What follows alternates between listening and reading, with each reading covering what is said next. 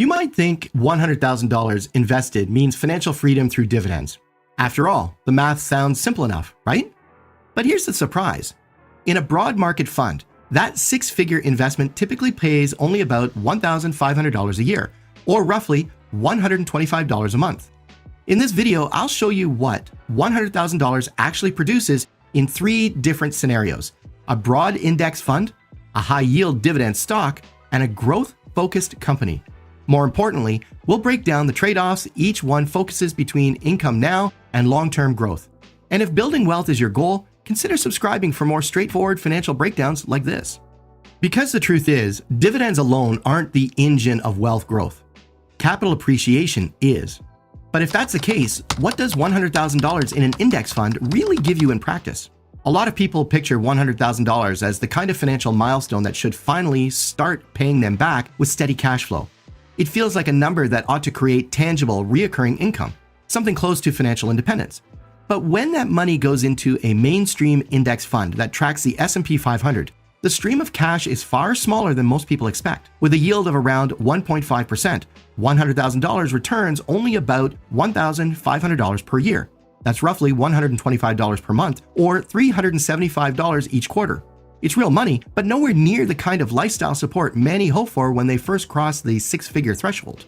The reason that number feels so underwhelming is because dividends make up only a small portion of what the S&P 500 historically delivers. The bigger story is the long-term total return, which has averaged about 10% annually over many decades. In that figure, the dividend yield is just a sliver. Most of the growth shows up in rising value of the shares themselves. Reinvesting those small dividends compounds the effect further, leading your holdings to multiply substantially over time, even if the cash payments land in your account look modest in the short run. The simplest way to visualize this difference is to think of dividends as loose change you find in your pocket. It's nice to have, but it's not where the real wealth comes from. The bulk of your earnings, the equivalent of your paycheck, comes in the form of capital appreciation. And while you don't see it as immediately as a cash deposit, it's quietly working in the background year after year. Here's why this gap matters for investors. When people first confront the reality of just $125 a month in dividend income, it often feels disappointing. Expectations run high because many assume a larger dollar amount invested naturally produces strong, reliable payouts. But wealth in an index fund doesn't materialize through high dividends. It comes through growth. Every time dividends are reinvested, it's like planting seeds that will grow larger over time, gradually producing more value than those first small checks could ever deliver on their own. This long compounding process can be easily overlooked, but it's the core driver behind index fund investing. That's where the tension lies. The S&P 500 is considered one of the safest and most effective vehicles for building wealth long-term. Yet its immediate dividend income feels underwhelming. For younger investors, this trade-off usually works in their favor because growth has more time to compound. But for anyone fixated on current cash flow, the math can feel unsatisfying. The urge to seek out bigger, faster payouts is strong, which is why many investors start shifting their attention towards high-yield opportunities. And this is the key turning point. If an index fund only drops $125 a month into your account, where do people turn when they want bigger payouts? And what kinds of risks come with that search? What grabs many investors next is the lure of higher-yield dividend stocks. On paper, the idea looks powerful. Instead of collecting around $1,500 a year from an S&P 500 index fund, you could be receiving more than $7,000 annually without adding another dollar of your own. Companies like Iron Mountain, for example, offer yields of about 7%. That's more than 4 times what an index fund pays, and those checks show up on schedule. Suddenly, it feels like your portfolio is delivering a tangible paycheck instead of just numbers that rise and fall on a chart. That sense of immediacy is part of the attraction. Getting a few $100s wired into your account every quarter feels different from watching share prices crawl upwards in the background. For many people, it creates a sense of progress and security. Unlike capital appreciation, dividends don't force you to make a decision about selling shares. The cash arrives on its own, no questions asked. And psychologically, that feels like proof that your money is finally working hard for you. But here's where reality intrudes.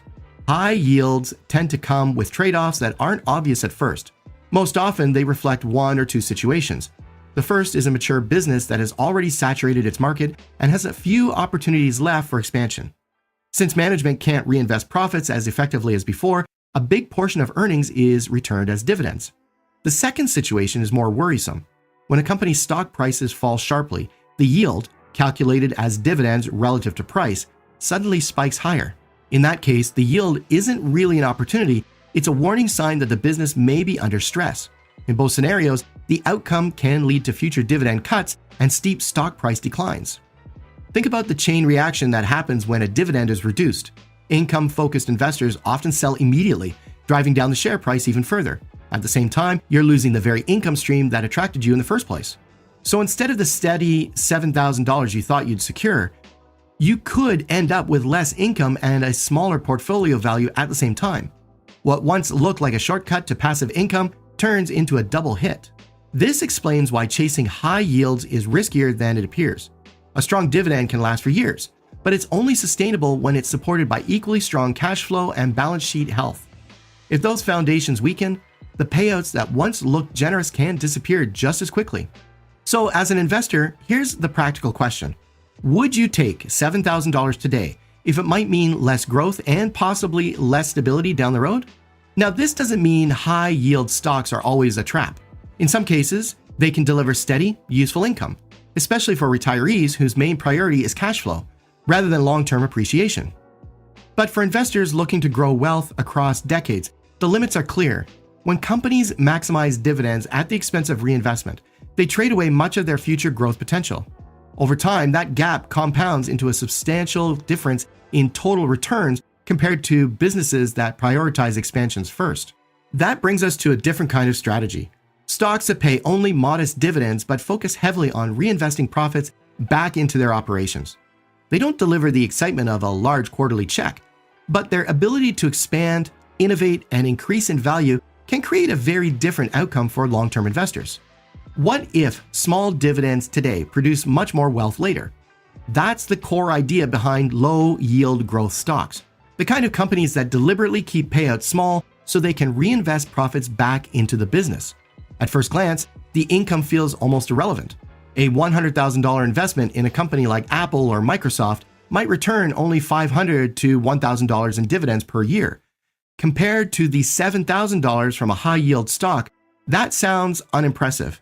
But the real value isn't in the size of the dividend, it's in what happens to the underlying investment over time. These businesses prioritize reinvestment. Instead of pushing earnings back into shareholders' pockets, they funnel billions into research, development, new product lines, market expansion, and acquisitions. That extra reinvestment helps grow their profits, and when profits grow, share prices tend to rise as well. In other words, the money you don't see in your account today is still working, just inside the company instead of outside. The effects can feel invisible at first, but with each year, the compounding impact builds. Apple and Microsoft are prime examples. For years, they paid very little in dividends, choosing instead to focus on innovation and expansion. Investors who focused only on cash flow may have dismissed them, but those who stayed invested saw share prices multiply, producing gains that dwarfed the missing dividend checks. What looked like a trade-off, accepting meager payouts, turned into exponential growth when measured by overall wealth. This is how retained earnings create future stock price appreciation. By redirecting dollars into opportunities that strengthen market position and create new revenue streams, growth companies increase their long-term earning power. That expanding capacity gets reflected in the stock price, and as investors, you benefit through our portfolio that tends to grow many times over. Think about it this way. A $500 dividend in your pocket each year may not change your lifestyle. It might cover a dinner or two, but it doesn't set you free.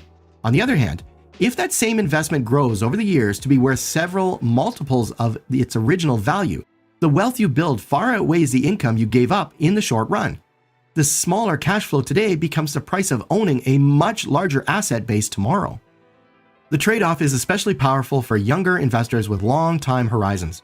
When you don't need immediate income to pay living expenses, compounding growth becomes your biggest ally. Every extra dollar the company puts towards future expansion acts as rocket fuel, accelerating your portfolio's expansion across decades. What feels like a meager yield in the present often results in far larger wealth accumulation by the time you actually need to tap your investments. One more point is crucial here. Growth stocks don't ignore dividends completely. Many actually do pay them, and often they raise them slowly over time.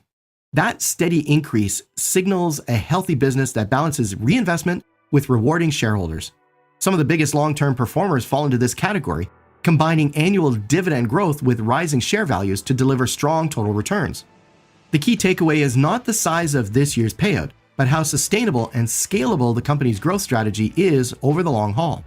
This perspective challenges the idea that maximizing income today is always the smart path. In fact, what really matters is whether you're better served by steady cash payments now or by reinvested profits silently growing your account in the background. And that naturally raises a deeper question that every investor has to wrestle with. Is your priority immediate income or long-term wealth? Your time horizon and needs should decide whether you chase income or growth. That's the central point here. The dividend investing isn't about what looks best on paper. It's about what aligns with your life and priorities. A retiree who relies on portfolio cash flow will naturally approach things differently than someone in their 20s with decades of growth ahead. Your goals are the real answer. To see how much difference your choices make, consider a simple 20-year hypothetical. Imagine two investors, Sarah and Tom. Both start with $100,000 and invested in the same way. Sarah reinvests every dividend, buying new shares each quarter. Tom spends every dividend as soon as he gets it. In the early 20s, their portfolio looks nearly identical, and Tom even feels ahead because cash keeps landing in his account. But compounding silently builds in Sarah's favor. After 20 years, Sarah's portfolio grows to around $600,000, while Tom's sits closer to $400,000. Nothing separated them except reinvestment, and that single decision created a $200,000 difference in wealth. Taxes add another layer of reality. Unlike capital gains, which you can control by deciding when to sell, dividend income in a taxable account gets taxed every single year as it's paid out. In a 22% tax bracket, for example, a $2,000 annual dividend shrinks to just $1,560 because $440 goes straight to the IRS before you even touch it. That money never compounds. The same dividend inside a tax advantage like an IRA or a 401k can be fully reinvested without immediate taxes, which means far more potential growth across decades. Just the choice of account structure can make a massive difference in long-term outcomes. But the math isn't the only force at work. There's psychology. Every dividend feels like a paycheck, and your brain rewards you with a little shot of satisfaction every time a payment arrives. That dopamine hit can make you more emotionally attached to high-yield stocks simply because they pay you more often, even if they're not the smartest wealth-building choice. If you don't actually need the income right now, one of the best ways to counter that mental pull is to set dividends to reinvest automatically. That simple action keeps your portfolio compounding instead of letting short-term impulses steer your decisions. The orchard metaphor helps put this into perspective. You can plant small trees that start bearing fruit right away, or you can plant saplings that need years to mature. The small trees satisfy you now, apples in hand, income in pocket, but they'll never sustain you long-term. The saplings demand patience, but when they grow into large productive trees, they develop abundance for decades. Taking dividends early is like chopping down a sapling for firewood. You get warmth for the moment, but you lose the harvest that could have fed you and your family for years. This is why the best approach is never about yield alone. The smartest investors ask which role dividends should play in their own plan. If you're living off your investments today, income has value, and a higher yield may be justified. But if you're building wealth for a future you won't touch for decades, compounding through reinvestment usually beats the quick gratification of bigger checks. And I'd love to hear from you on this. Are you investing for income today, or are you focused on growth for the future? Drop your answer in the comments and share your reasons why. Seeing different perspectives helps everyone in the community think through their own strategies. Ultimately, dividend investing isn't about chasing the highest payout or following the latest trend. It's about building a strategy that matches your time horizon, your tax situation, and your core financial needs. When you know what role dividends play in your plan, every decision, from reinvestment to account type, becomes clearer. And that's the real turning point here. Once you align dividend investing with your personal goals, you'll see that the dividends themselves are only part of the picture. What really matters is how you use them. Dividends aren't the destination, they're just one tool. Your timeline and needs decide whether income today or long-term compounding should take center stage. And the way you handle reinvestment and account structure often makes the biggest difference in how much wealth you actually build. Keep it simple. Use dividends in a way that matches your goals, whether that's steady cash flow or maximizing future growth. If you found this breakdown useful, hit like and subscribe for more clear investing comparisons. And quick, are you team income now or team growth later? Leave one word in the comment.